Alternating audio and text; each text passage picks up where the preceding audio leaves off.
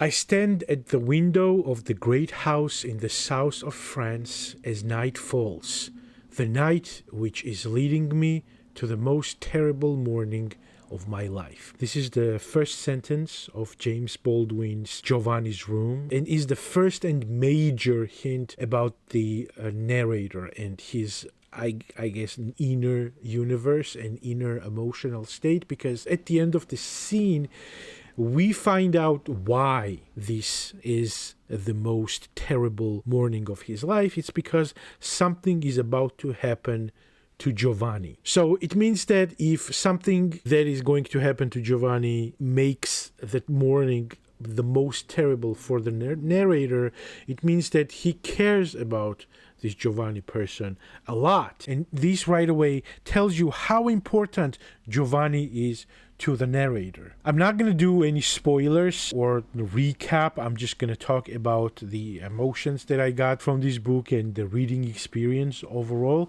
And the first thing I want to talk about is the writing style of James Baldwin. This was my first James Baldwin novel, and from the first page I fell in love with his writing style, and he became, just because the way he writes, he became one of my favorite authors right away from the first page. His writing is juicy, smooth, very light, to the point. For example, the very second paragraph of this book is him describing the train that he is going to take in the morning to the Paris.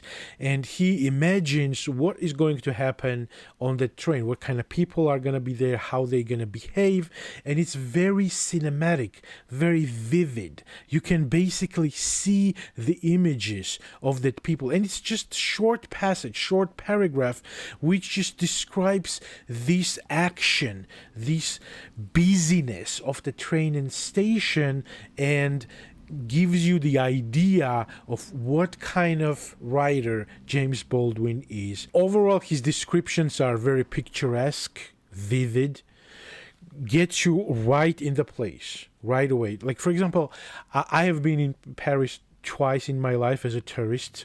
The most I have stayed there is 1 week, but the way he describes Paris and the whole vibe of the city, he makes you feel that you are right there. I wanted to be there while I was reading this book. This is how good he writes, how he transports you to that world. The emotional side of the narration is very honest, and this brings me to the second topic that I want to discuss, the emotional side, the central theme of the novel, which is a self-contempt.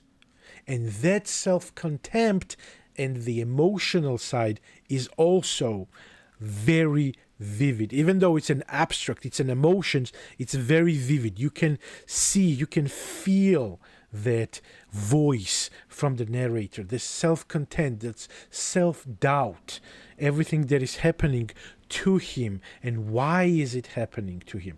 I wouldn't say that it's soul searching and he has some kind of, he doesn't know who he is. It's obvious that the narrator, he knows who he is, David. He knows who he is. And there is some soul searching, but mostly in his reflections, and he just tells us how it was. But at this point, when the book is happening, when the story is happening in the book, he knows who he is. But for example, there is a small passage which sums up all this soul searching and tells you how basically he arrived to self-knowing and self-honesty that he has. And it goes like this. And yet, when one begins to search for the crucial, the definitive moment, the moment which changed all others, one finds oneself pressing in great pain through a maze of false signals and abruptly locking doors. And I think at some point when he talks about himself and the navigation of this maze, it seems that maybe he's still there.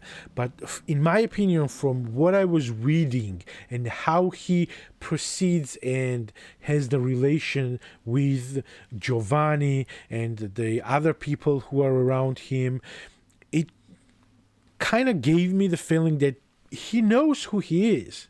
He just doesn't want to accept himself. He has this self-contempt, and he doesn't want to face the truth in terms of just becoming the one who he is. He knows who he is, but he hates it. He has this internalized self-contempt, and he doesn't want to do anything about it. The honesty and emotional side of the narration feels like a good old friend sit down with you and is talking to you soul to soul. It's just telling you how it was, how it's felt. It's very honest in that terms. And you're just reading it, and that feels like that kind of conversation. It's your friend, someone who trusts you, is telling you how he feels. That's how honest it is.